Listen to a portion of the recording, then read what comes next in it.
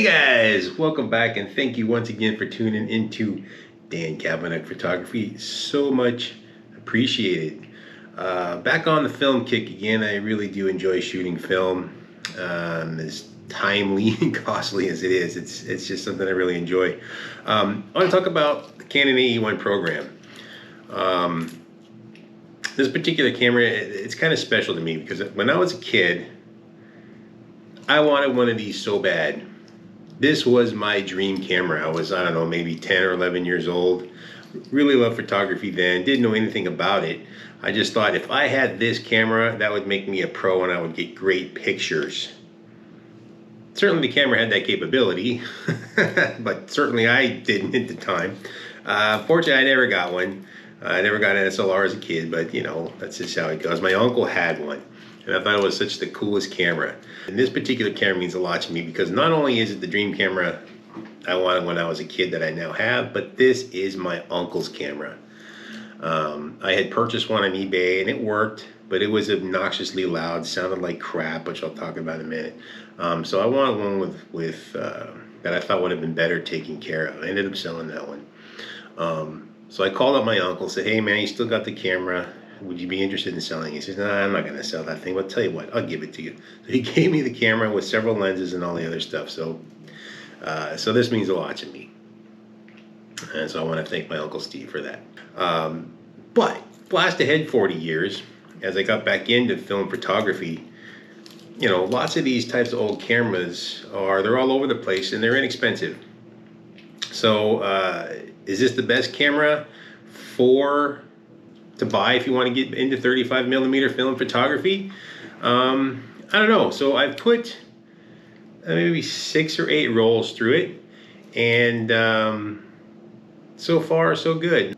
So as we talk about this camera, I'm not going to get into how to drive it. There's lots of videos on that, but the basics are the Canon AE-1 came out in 1976. It was kind of revolutionary at the time. It was the first camera to come out with an actual CPU in it. It was a shutter priority camera, meaning of course that you choose your shutter speed and it would choose the aperture for you in the automatic mode. Well, in 1981, it got an upgrade to the Canon AE-1 Program. And this gave it a program mode, so if you put the lens, on the little green dot here and you put it on program, it essentially became a point and shoot. It is a center weighted camera as far as the exposure meter, and it does of course take a battery. My concern thinking over these cameras, you know, as you get into these things, you learn that the exposure meters that come with them, they just aren't as reliable as they used to be back in the day. And so I wonder the same thing about the program modes and all these things. So what I did is I went ahead, decided to go lazy, put it on program mode, got myself out there, Sausalito, California. So I'm downtown Sausalito. I've got Canon AE-1 Program I'm going to shoot today. I've got Kodak Ultra Max 400 in there, color to start with. I do have some T-Max as well, 400.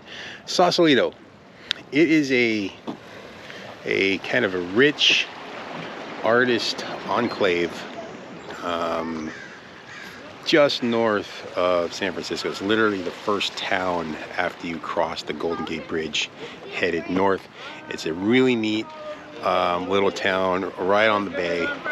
Right here, literally across the bay, is right there, San Francisco. Over here, we've got Angel Island. Back in World War II, Sausalito was actually a place where they built ships for the war.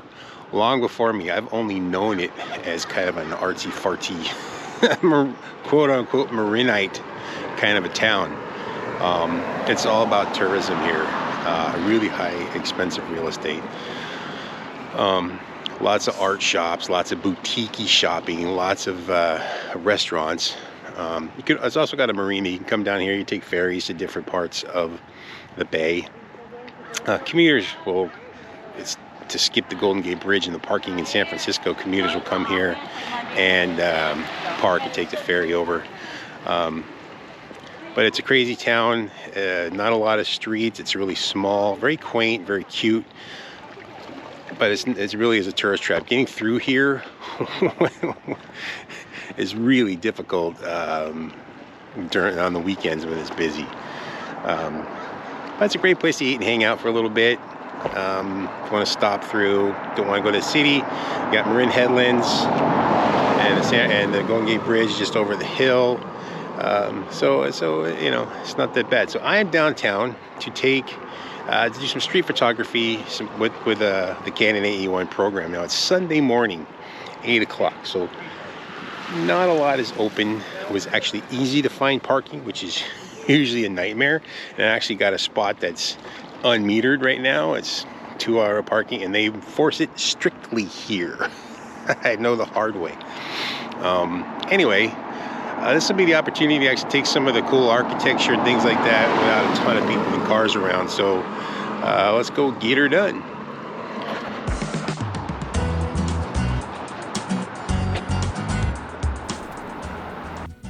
All right, so here's the first photo. A little disclaimer here. I do some editing to these.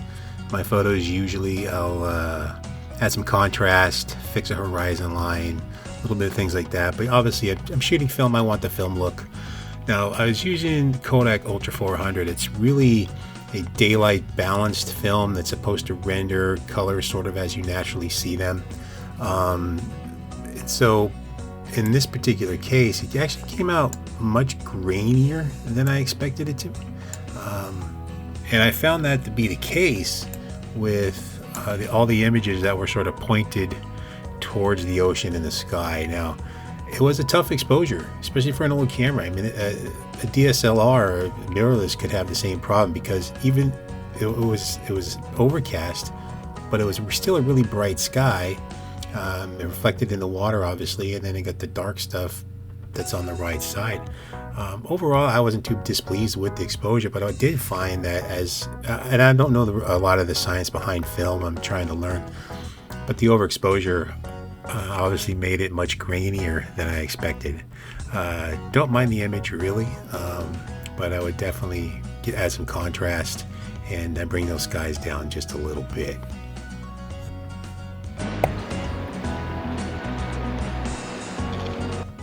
Alright, so this image was a little better, again unedited. That was kind of a weirdish yellow-green color and pretty much looked very good, very similar to this. So this wasn't too bad. Again, a little grainier, but what I did notice about this film or this camera, and with other rolls as well, is it tend to come out with a little green tinge to it and some yellows to it.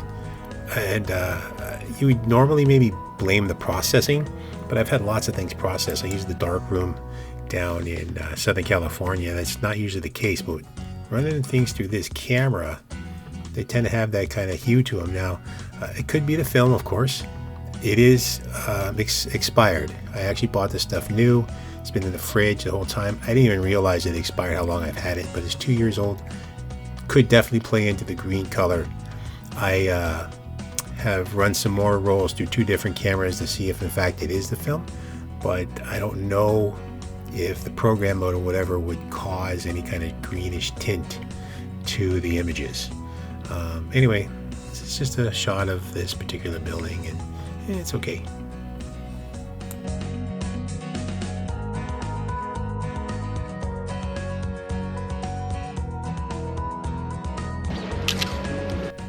Alright, this shot of the bird is another one that's unedited. It's not even worth editing. I missed the focus. I do struggle with manual focus because I don't have the best eyes anymore. Trying to correct that with glasses. I'll deal with that later. But this one being pointed toward the clouds, toward the water. The exposure just was messed up. Kind of blew out the clouds a bit, and then not enough exposure, obviously, in the dark areas. And that's why I showed it. Limitation to the film, limitation to the camera. Maybe on a manual mode I could dial it in much better, but I was shooting at 50, which would actually prefer to get a little closer to the bird. Well, whatever. So this is the last one of the unedited images.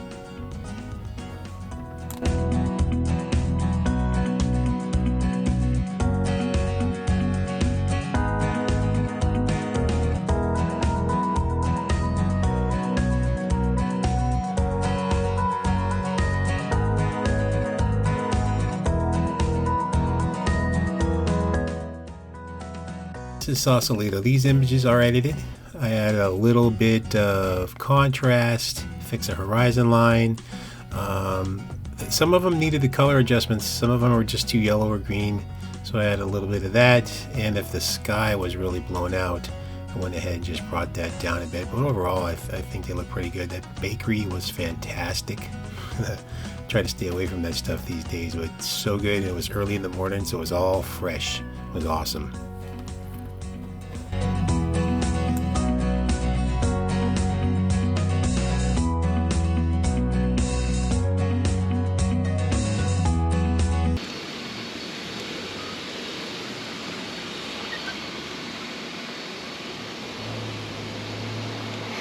So rewinding here, this particular roll only had 24 shots.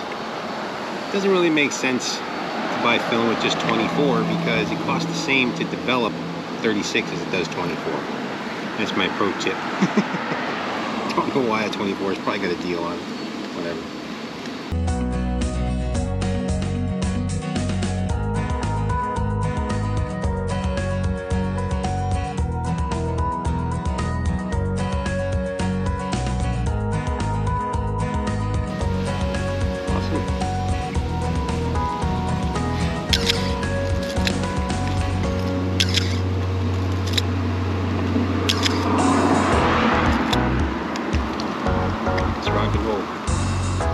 Unfortunately, it's kind of gotten, it's overcast. It has been. I thought it was breaking up, but it's still really cloudy. Wish some sun would come out, would give us better contrast with this black and white. But we'll tool around and see what we can do. Okay, so the black and white was 400 Tri-X. That's a film I like shooting. It did really well, I think, in the conditions I had with the brighter sky and everything. The images are edited to a certain degree. I've added some contrast, fix a horizon line, but that's about it. If the sky was way out of whack, I would bring it down a bit, but overall I thought the images came out pretty well, and the camera did decent with the black and white stuff.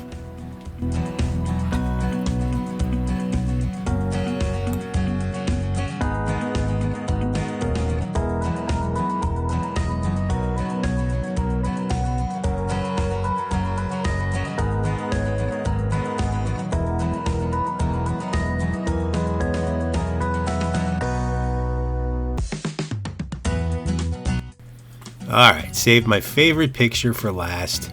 This guy was the baker at this little bakery. Gets his butt up early to bake all this awesome stuff himself. It was so good. He had all kinds of sweets, breads, and things. Oh, it's awesome. All that stuff's my favorite. I try to stay away from it these days. It just, too much of this stuff makes too much Dan. But sweet man, let me take his picture. He has such a genuine smile.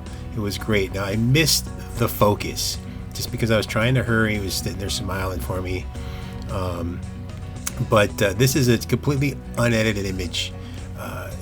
So I did do an edited version, which is right here. Alright, so this one is edited. What I did is I took down a lot of yellow, a lot of green, brought the color back. Then I got the craziest idea in the world. I decided to run this particular picture through Topaz AI. To me, that's very sacrilegious when it comes to film photography, because it takes out everything we love about it. But I had to give it a try, and quite honestly, I really like the result because it still looks like a film picture, but it got rid of a lot of the grain, and it really helped fix the focus and sharpen them up a little bit, which is what I really wanted. So I'm overall really happy with it. Alright, so I shot up that roll of 36 pretty quickly. About to head out of here. Overall, to see how these things come out, and we'll take a look. But if you like touristy stuff and good food and high-end prices on everything, Sausalito's great. I mean, you can't beat it for restaurants, for views. I mean, look at this view right here. That's the big San Francisco right there. Literally right on the water. Craziest thing in the world to me is this kind of stuff. Take a look. So if you look I probably can't see it here, but took some pictures. The houses are on the hills. They are stacked on top of each other. It's a crazy way to live. Skinny, tiny little driveways. A lot of times the garages are literally on top of the house and you walk down. And they're millions of dollars. But to each his own, I say. Here's a good look. See how that properties are just stacked on top of each other? Just crazy. Crazy. But to each his own. That's what I say. I'm a real estate agent. Sell this stuff all day long. All right. Till the next time, we'll talk to you. Now, so that was my adventure in Sausalito with the Canon AE-1. Not so sure I'd do it on program mode again if I was going to go out there, just based on the conditions. I mean, I think it did okay. Can I recommend this camera? 100%. This is the first camera with engineered plastic parts. And as a result, as they've gotten older, they become obnoxiously loud. I had one that I bought in the B, was so obnoxiously loud I hated it. So if you're gonna find one, try to test it. Make sure it's quieter, because it's so bad. It's lightweight, easy to use. This particular one, the kit lens was the 50mm 1.8. Can I recommend it? I 100% can recommend it. There's a ton of great glass to go with it. It's a totally capable camera. However, I will say that even though this is my dream camera as a kid, I have since used several other cameras from the time frame. I love them. I love playing with them. But I had a Canon A1, which came out right around the same time. It was kind of an upgrade, had more features. I like shooting that camera better than this one. Just the overall experience is better. Unfortunately, mine broke. The rewind gear in mine broke. So I gotta get another one. It's not worth fixing, unfortunately. So there's that. And then I've shot a Canon, not a Canon. I shot a Nikon FE. I had one of those for a while. It's just kind of a lower level camera at the time, but the shutter advance on that was so nice in comparison to these. Also, I'm currently shooting a Minolta X700. So from my personal experience, I feel like those feel like more substantial and better engineered kind of cameras compared to this, but this is still a great camera. 100% I can recommend it. It will get the job done. It's got lots of glass for it, so yeah. If you can find one in good shape that isn't obnoxiously loud, 100% buy it. They're inexpensive, and do it. So that's it. Thank you so much for watching. Please like, subscribe, and share, and always keep shooting, guys. Take care.